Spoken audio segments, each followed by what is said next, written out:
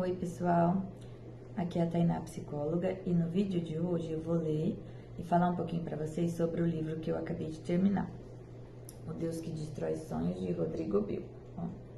É um livro ilustrativo, ele é rosinha do lado, ó. Tem algumas marcações que eu fiz, mas é um livro bem bonito. E na frente vocês percebem que ele é um pouco infantil. O que que tem? Um sorvete, pezinho de uma criança aparentemente, né? E o Deus que Destrói Sonhos. Então o autor no livro, ele, no enredo da história, ele vai mostrando pra gente o porquê do nome do livro. Então, o porquê o Deus que Destrói Sonhos. Quando a gente vai olhar e ler o nome do livro, a gente fala assim, nossa, que Deus ruim, né? Que medo desse Deus que destrói os nossos sonhos. Mas por que ele destrói os nossos sonhos? É o que vai falar no livro. Ele é pequenininho, ele tem com as referências bibliográficas, ele tem 158 páginas, tá? Esse é o autor, desenho dele, ó. É bem legal. Então, eu marquei aqui uma parte, ó, na página 20. Muitas vezes, Deus destrói os nossos sonhos simplesmente porque os nossos sonhos podem ser uma bela droga. Parece que Deus é esse que destrói os sonhos. Será que meus desejos são tão ruins assim? Vamos ver, né? Na página 25 ele fala: em um estabelecimento havia um grafite com a frase desfrute da companhia de Jesus e ele lhe dará os anseios do seu coração. Ao lado da frase com o grafite, na parede estava mostrando Jesus saindo feliz dentro de uma lâmpada como um gênio, pronto para atender os nossos desejos. Então, que Deus é esse que destrói seus sonhos? Ou que Deus é esse que realiza os seus sonhos como um gênio da lâmpada? Porque o gênio da lâmpada, a gente esfrega a lâmpada 3 vezes, né? E o que acontece? Surge um gênio para atender os nossos pedidos. E que Deus é esse que atende os nossos pedidos? Todo mundo quer um Deus desse. Eu quero uma casa, eu quero um carro, eu quero um apartamento, eu quero dinheiro, ganhar na loteria. Deus vai e realiza. Então as pessoas estão acostumadas a querer as coisas fáceis, sem sacrifício. E esse não é o Deus real, esse não é o Deus que está nas escrituras. Deus é bom, mas Deus é justo, não é? Então, assim, é nisso que ele fala, é isso que ele quer mostrar no livro, que o Deus que destrói os sonhos não é um Deus ruim, é um Deus bom, um Deus justo, um Deus que sabe os anseios do seu coração, um Deus que não vai realizar o seu desejo só porque você quer, porque muitas vezes aquele desejo vai fazer mal para você, porque justamente pode ser uma falta, né? Outra parte. Na página 27 está falando: um povo só quer Deus por aquilo que ele pode dar. Então, assim, olha que injusto, né? Só vem a nós, a vosso reino nada, como diz a linguagem popular, né? A gente só quer um Deus que possa dar, mas a gente não quer retribuir. Na outra parte está falando assim, que o nosso problema é a questão da autoestima. Às vezes ela é muito alta, às vezes ela é muito baixa. E nós queremos curá-la com orgulho ou com aplausos. Muitas vezes nós também queremos o sucesso. E às vezes a gente tem, mas a gente não sabe lidar com isso. Então, se você não vai saber lidar, Deus tem um plano para a sua vida. Pode ser que você tenha a oportunidade de ter sucesso, mas você vai aprender a lidar com aquilo? Será que aquilo era realmente a vontade de Deus para a sua vida? Ou só foi o seu pedido meramente, que você teve a sorte que Deus quis realizá-lo e você não aprendeu a lidar com aquilo? Será que aquele desejo realmente vai fazer bem para o seu coração? Aqui também fala: o eu e a sociedade não podem ser o molde do meu caráter. Eu não posso viver a partir do que penso, o que pensam sobre mim. Porque no livro fala justamente, o autor fala justamente que o que importa é o que Deus pensa sobre mim. Então, justamente, ele não realiza os seus sonhos, justamente ele destrói os seus sonhos. Por quê? Porque ele te conhece verdadeiramente. Ele sabe que se ele fosse realizar aquilo, não seria bom para você. Em uma outra parte do livro fala assim: seja na ficção, na religião, os seres humanos curtem consultar oráculos, profetas ou videntes que mostrem um caminho a ser seguido. Queremos o futuro revelado. Sem dúvida, eu e você já fizemos esta oração: Senhor, mostre-me o caminho a seguir.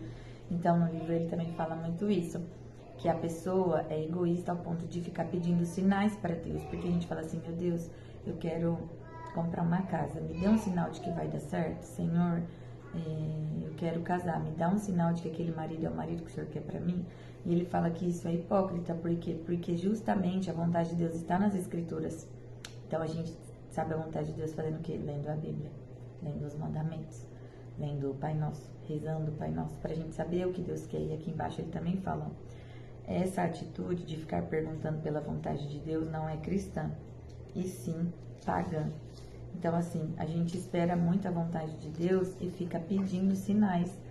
E Deus não quer mostrar sinais pra gente. E Ele mostra poucas vezes os sinais para as pessoas, que Ele tem realmente um propósito. Então, Ele mostrou sinais para algumas pessoas da Bíblia, mas a maioria fizeram a vontade de Deus, mas não porque Deus mostrou sinais, porque eles leram a Bíblia e perceberam que os sinais estavam lá. O que temos como padrão de mandamentos que devem ser obedecidos à vontade de Deus já está clara e revelada em sua palavra. Ficar pedindo sinais para Deus é sintoma de imaturidade espiritual e fuga de um compromisso com as Escrituras, que tão claramente revelam o que Deus espera para o seu povo. Entenda, na Bíblia, o povo de Deus reconhecia nos escritos sagrados a vontade dele. Então foi o que eu acabei de falar. Se você realmente quer saber a vontade de Deus, leia a Bíblia e entenda o que Deus pede e Deus fala lá, porque lá realmente está escrito a vontade de Deus. Essa parte que eu falei para vocês já está do final do livro, ó, já está do meio para o final. Então aqui ele fala de novo. Alguém que conhece a vontade de Deus manifestada na Bíblia vai orar pedindo sabedoria a Deus para julgar a situação. Se depois de você analisar tudo isso você chegar a um consenso positivo, não pergunte a vontade de Deus, peça logo a sua bênção. Na outra parte está escrito assim: eu creio que Deus possa colocar vontades específicas em seu coração, de modo que a partir delas eu direcione a minha vida. Mas isso sempre estará em segundo plano, pois em primeiro estão as vontades de Deus explícitas nas Escrituras. Então foi o que eu expliquei para vocês. A vontade de Deus, a vontade boa, perfeita e agradável está nas Escrituras. Então não tem como eu ficar pedindo sinais para Deus, sabendo que o que Ele quer que a gente faça está dentro do nosso testamento. Entende? Aqui também está falando assim, ó. Entenda, por favor, não fique esperando a voz do alto dizer qual é o seu propósito. Deus já disse, apenas obedeça. Por isso, levante-se e caminhe. Não fique esperando o propósito para caminhar, porque você descobre o propósito na caminhada. E descobrir o propósito na caminhada é entender que o propósito é o caminho. Então, se você está indeciso, indefeso, se você está com medo, o que ele fala no livro é que você tem que seguir o seu caminho, pedindo sabedoria para entender a vontade de Deus, porque a vontade está na Bíblia, entende? Então, assim, não adianta você ficar parado, ai meu Deus, mostra o caminho, ai meu Deus, o que eu devo fazer? Deus já mostra a vontade dele na Bíblia, então você tem que caminhar e para você entender o seu propósito. É isso que fala aqui. Ó, não ajam de forma impensada, mas procurem entender a vontade do Senhor. Como eu entendo a vontade de Deus? Refletindo e me entregando ao que está ordenado na Bíblia. Entende? Então, assim, Deus explica o que Ele quer, mas a gente tem que entender lendo a Bíblia e as Escrituras. Não adianta a gente ficar parado pedindo para Deus, me dá um sinal, me dá um caminho, me dá uma orientação. Aqui ele explica que Deus coloca essa vontade no nosso coração. Então, se eu tenho uma vontade, se eu quis ser psicóloga, eu não tinha que estar pedindo para Deus, ai meu Deus, me mostre realmente isso que eu tenho que fazer. Será que eu vou fazer psicologia? Qual faculdade eu vou fazer? Será que eu vou pagar? Será que eu não vou? Não, eu tenho que caminhar. Então, eu, no meu coração, eu sentia que eu tinha que fazer psicologia, tá? Mas aí é o caminho. Qual faculdade você vai fazer, Tainá? Será que você vai ganhar bolsa? Será que você vai pagar? Eu tinha que caminhar, não tinha que ficar esperando. Ai, vou esperar cair do céu, meu Deus, a faculdade que eu vou fazer. Se eu vou conseguir pagar ou se eu não vou. Eu tô citando um exemplo, mas eu entendi que era nessa situação que ele fala no livro. Gente, aqui, nesse livro, não tá dizendo que se isso é certo ou errado. Depende do que cada pessoa acredita. Eu tô falando pra vocês o que o autor, esse Rodrigo, fala no livro que ele escreveu, tá bom? Não quer dizer que você tenha que... a Tainá tá falando lá que a gente não tem que pedir orientação pra Deus. Se você acha que é certo você pedir, peça. Não é porque eu tô falando do livro que você vai mudar a sua opinião, tá? É só pra vocês entenderem o que o autor fala um pouquinho aqui no livro. Agora, no finalzinho do livro, na página 146, aqui fala: esse é o Deus que destrói os sonhos, o Deus que zela pelo seu nome e pelo seu povo, que não se agrada de estar envolvido em projetos humanos de poder e de ambições. Um Deus que espera obediência e reverência, um Deus que deve ser temido. Então, aqui exemplifica o porquê do nome do livro, né? O Deus que destrói sonhos. De tudo que eu já falei no vídeo para vocês, eu acredito que tenha sido um livro proveitoso e que trouxe bastante aprendizagem para mim. Na última parte fala assim, na página, eu anotei aqui, 151. Nunca se esqueça dessa nossa condição de aprendiz e saiba que Deus não desampara um coração arrependido. Outro ponto importante que devemos ter em mente é que a entrega não garante a salvação. Deus não se impressiona com pessoas que fazem o bem e as leva para o céu, só porque fazem o bem. O Evangelho não é o ser humano em direção a Deus com as mãos cheias de boas obras para trocar por uma coroa. O Evangelho é Deus em direção à criação com as mãos cheias de sangue, trocando a coroa pela cruz. Né? Que lindo! Achei muito lindo esse livro. Ó, essa é a parte final. Eu coloquei aqui, não sei se dá pra vocês verem. Ler. E aqui é uma parte que fala do livro. Muito bonito, gostei bastante. Acredito que tenha sido... Todo livro, pra mim, é uma viagem, né?